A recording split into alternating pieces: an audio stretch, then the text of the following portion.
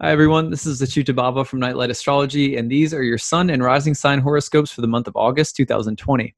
So in this video, I'm going to be taking a look at the earth signs, Capricorn, Taurus, and Virgo. Now, this month is really unique because, as I've been saying lately in all my videos and my overview for August as well, this month has wall-to-wall transits, like just from the first of the month through the end of the month, there are so many transits happening. I had to narrow things down a little bit, so I suggest that you also watch my monthly overview. And also, because I have so many transits to get through, I can't take as much time as I usually do discussing each transit. And so I recommend checking out each of the individual videos that I do breaking down the transits as the month goes on if you want a little bit more about any of the transits in particular. If one of them stands out to you and you're like, oh my gosh, I wish you would have talked for a longer time about that particular transit, then just be sure to follow along on my YouTube channel this month as I break down the transits one by one in a more kind of in-depth way. And that's something that I typically do every month. I don't think there's a month where I've ever had so many transits slated on my calendar to actually make videos about. So I don't think that this month, just overall, I don't think that this month is like as potent as some of the other months of 2020, but I think it's a busy month, and there's a lot of things setting us up for a very powerful fall. So that's how I'm looking at it. Now, let's go ahead and start with Capricorn rising, and let's talk about some of the big transits of the month. First of all, it's a super Uranian month, and the reason for that is that at the very beginning of the month, right on August 1st and 2nd, the sun is making a square to Uranus, and then later, like a couple of days into the month, you're going to see by the 3rd, oops, here we go, already messing with my plans. Right about by the 2nd and into the 3rd, you're going to see the full moon in the 2nd house down there. And that's also going to be square to Uranus pretty closely. If you move forward just a little bit farther in the month, you're also going to see that Mercury is going to get in on the square to Uranus from the sign of Leo. So that happens right around August 9th. Now, then if you go forward to August 19th, there's going to be a new moon in the sign of Leo. And that new moon in Leo is also going to land in your 8th house. So 18th into the 19th. So there's so much action if you're a Capricorn rising across three houses, and the action is very Uranian. The 2nd house, the 8th house, and the 5th house.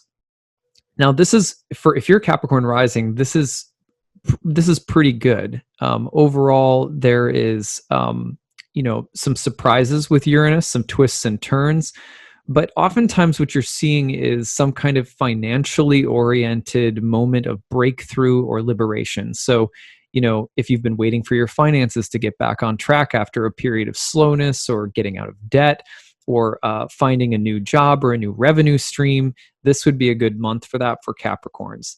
On the other hand, sudden expenses can come up, sudden sort of unexpected events relative to finances overall could come up, but Uranus often serves to liberate us from things that are no longer useful or that are in some ways confining or restrictive.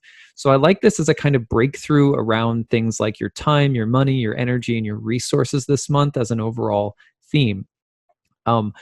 It's also possible that you're breaking free of different kinds of karmic obligations. For example, we owe our kids a certain amount of things in life. We owe our parents. Our parents owe us. Our spouses owe us. We owe our spouses.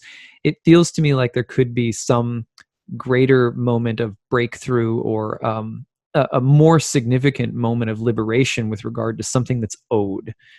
So that could go in a lot of different directions, but those are some of the big themes that I'm seeing this month. All right, so those themes carry a big chunk of the month, all right? But let's look at, there's a few others that are also really important.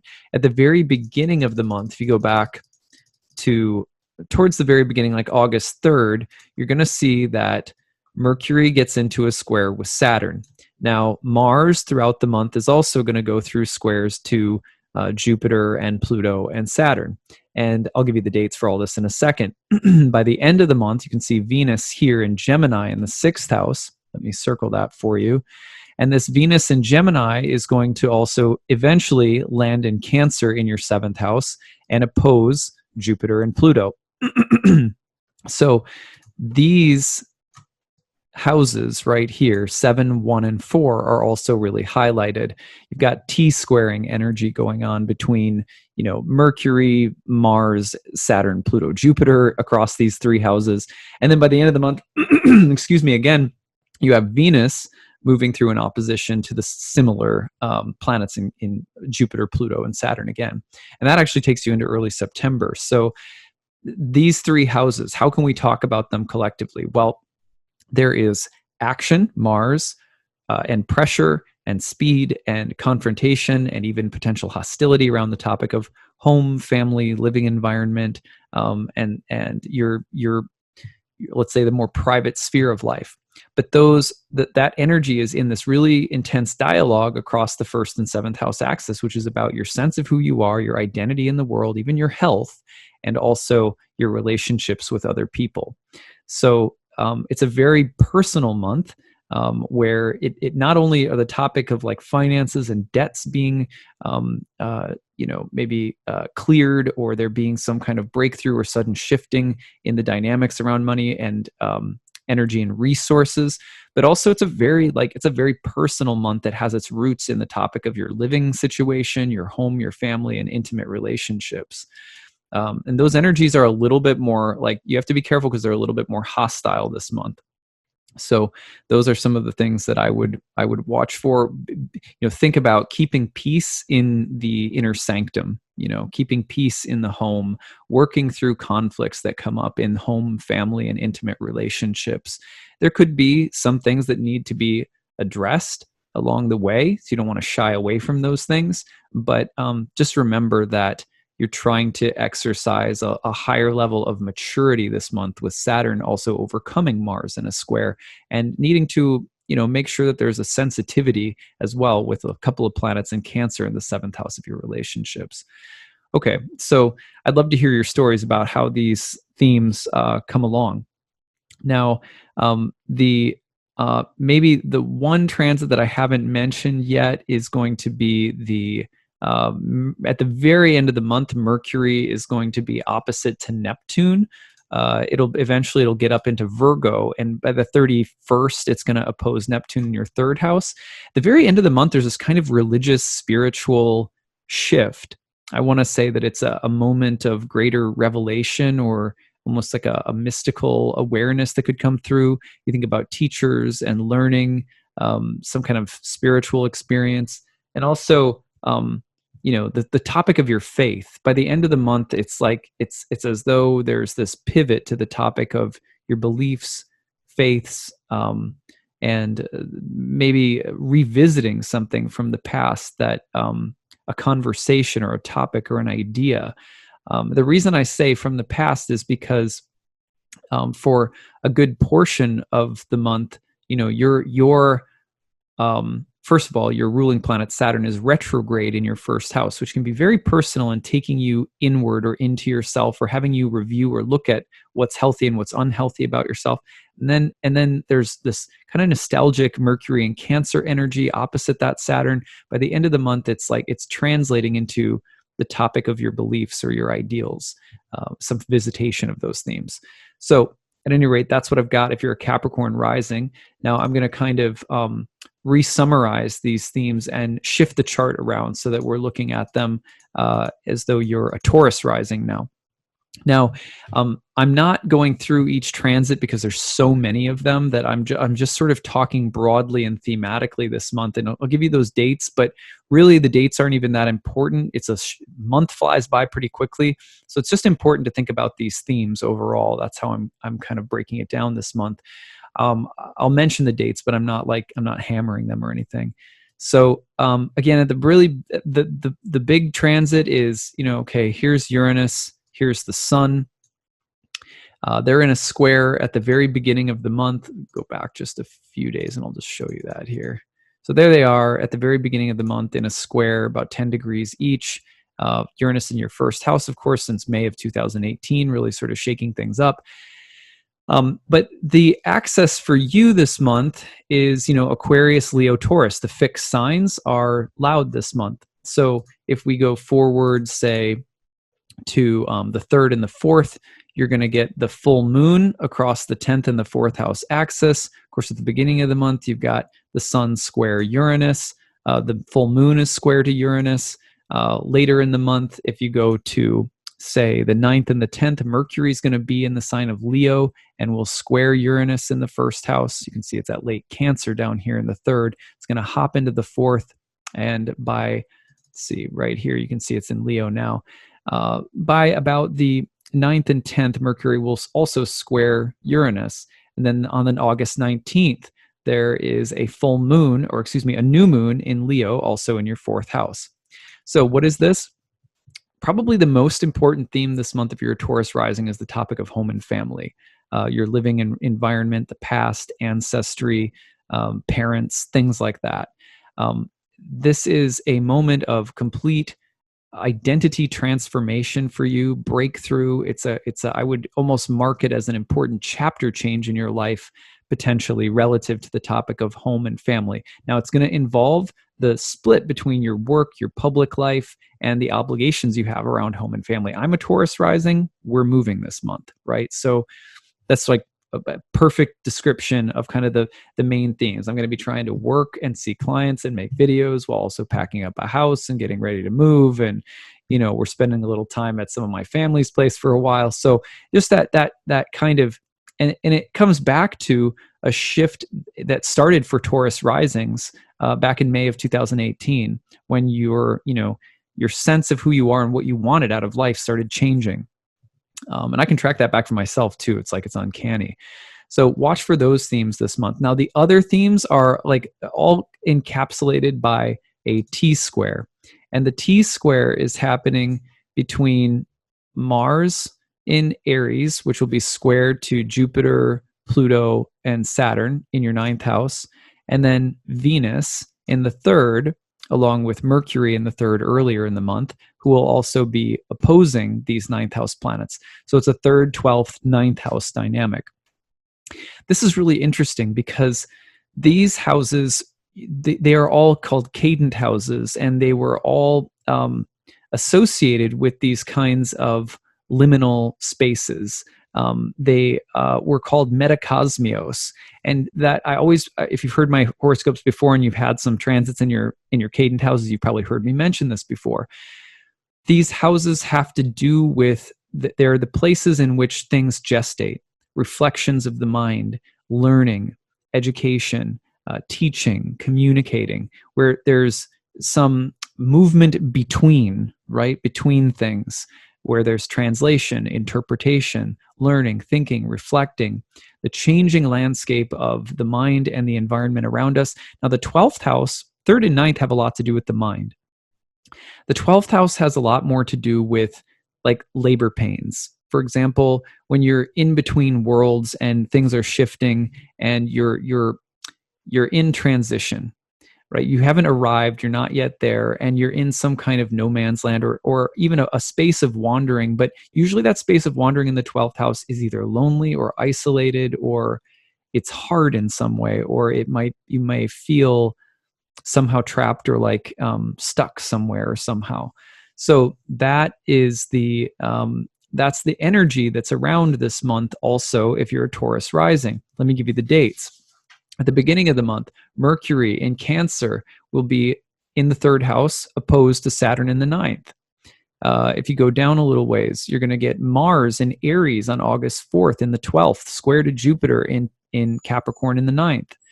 If you go down a little ways, you're going to get between the 12th and the 13th. Mars in Aries in the 12th will square Pluto in the 9th. Go down a little bit further, Mars will square Saturn between the 24th and 25th, between the 12th and the 9th. Venus will then oppose Jupiter between the 25th and the 26th, from the 3rd to the 9th. And then Venus will oppose Pluto between the 30th and 31st, between the 3rd and the 9th. Now, when people get transits like that, it's like as your mind is changing, you're in the process of some kind of, let's call it, paradigm. Let's just call it a broader paradigm shift. The paradigm shift can be very personal. With Cancer there, it may involve family members, things that are close to your immediate environment, home, or your roots. And also it may have something to do with larger beliefs or values that you hold politically, spiritually, intellectually, philosophically. There's a new way of thinking, or you're reflecting on things, new ways of doing things, as you are also in this kind of labor space of birthing something new. So that's not an easy space to be in. It could be very uncomfortable on a certain level, but stick with the process, sort of, and remember not to be too severe or militant, because that Mars Saturn energy can be like, I know myself as I'm moving this month that it's going to be very easy for me to not like how I'm feeling and sort of try to bulldoze my way through the process, when really I just need to sort of cook in the process, and something really special will crystallize. Now, this is part of an ongoing dialogue for Taurians that's happening the rest of the year, because Mars is going to square that Saturn and Pluto and Jupiter in the ninth all the way till the end of 2020. So this is just a preliminary round of deeper philosophical reflections and refinements that are happening.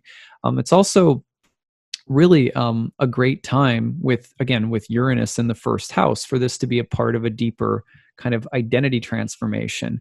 You can challenge your philosophies in life and find that they're leading to things like needing to take better care of your body, or better care of your health, or present a different version of yourself to the world, or pursue a different kind of job, or something like that. So these, what seems like deeper internal changes and discomfort or stress can be a part of some pretty big breakthroughs this month with all the Uranian energy in your first house.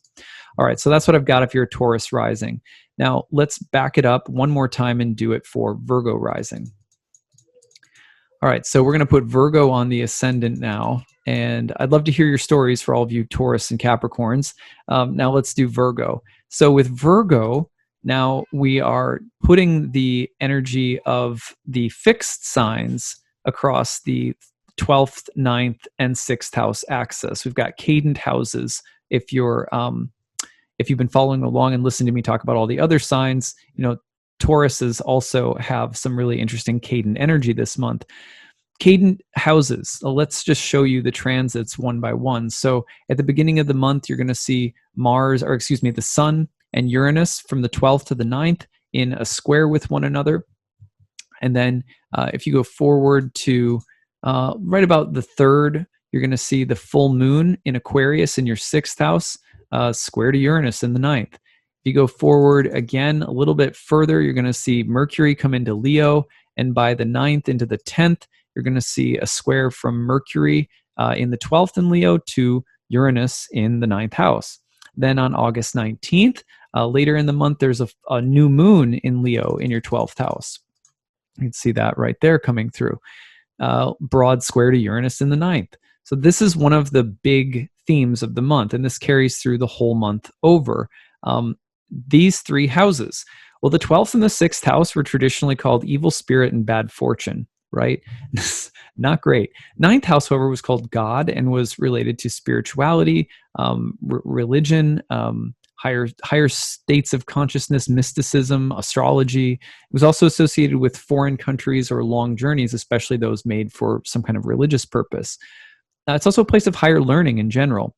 Okay, so this for Virgos this month, there is, again, you think of cadent houses, you think of transitional spaces that are difficult with the 12th and the 6th house, filled with mental, emotional, psychological, and physical hardships or challenges, just stress.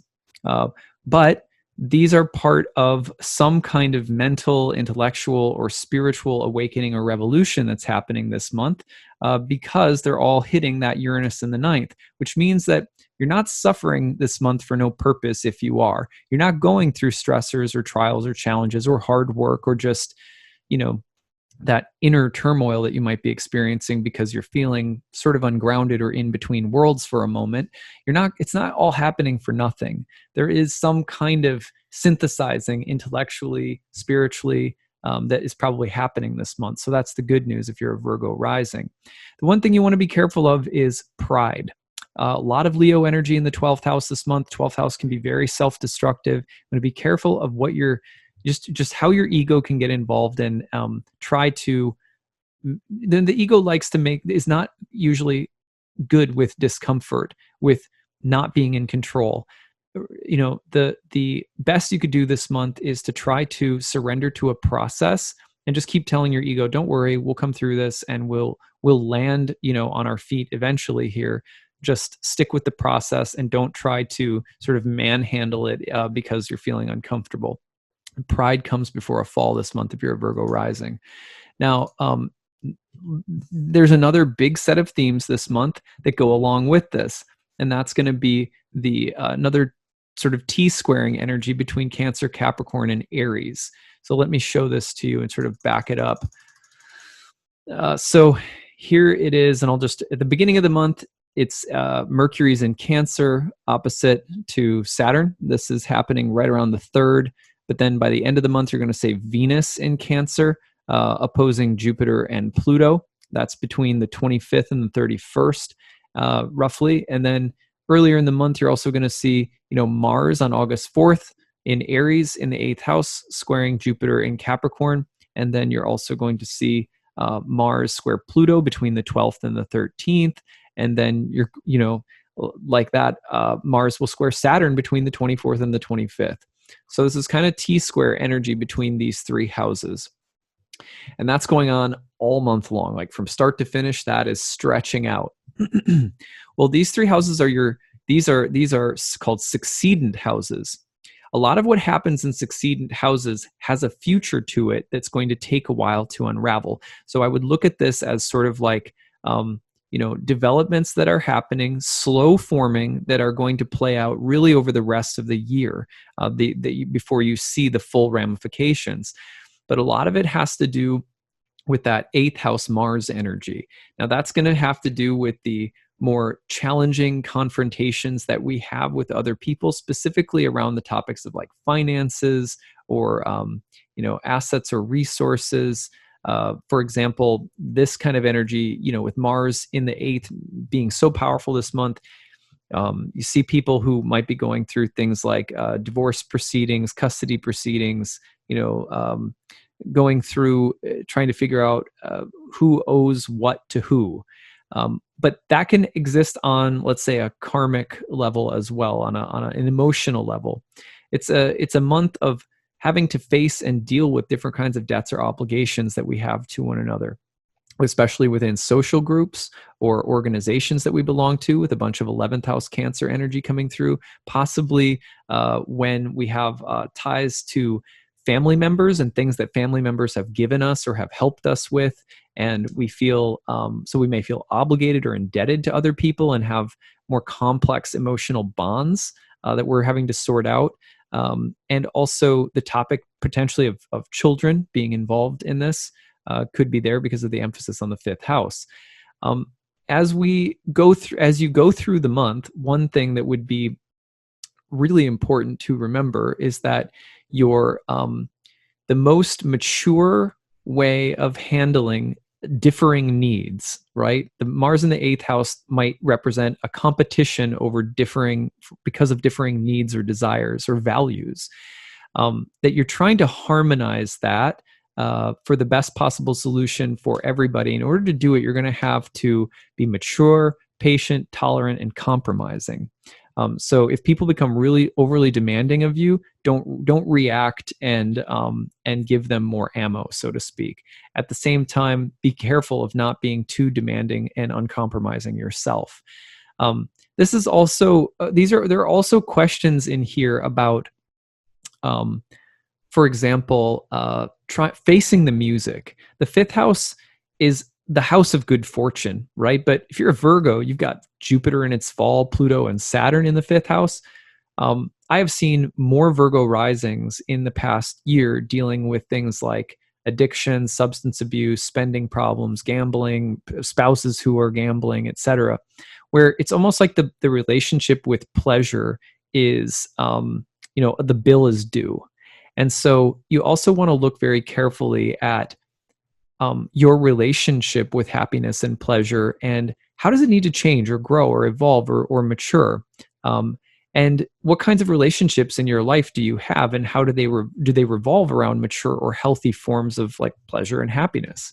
We all look for pleasure and happiness, but the truth is that if we're not living from the space of prioritizing spiritual happiness and spiritual health, then oftentimes these kinds of transits come along when, we have to face the music that certain people aren't healthy for us any longer, that certain habits or behaviors aren't healthy for us any longer. And it's not necessarily an easy thing. And there may be some sort of like bills due. It's funny how, it's almost like as we're, for example, we're, moving right now. And as you're trying to get out of a house, and like, unpack or pack things up and get out. It's like all these things come up that you realize, oh yeah, that was left undone, or oh yeah, I forgot to do that, or oh yeah, I'm going to have to do this. And sometimes it's like that when we try to get out of unhealthy dynamics in our lives too, that we end up having to sort of, pay the piper, I guess. So at any rate, that's what I've got for you this month for all of you Earth signs. I hope that this was helpful. That's my forecast for you if you are a Virgo rising, Virgo sun. So let me know tell me your stories in the comment section. I'd love to hear from you. And remember to follow along this month because I'll be unpacking each of these transits one by one. And there's a whole lot to unpack in depth that I wasn't able to do just because of the sheer amount of transits this month. So I hope that you're having a great day. I hope you have a great August, and we'll talk to you again soon. Bye.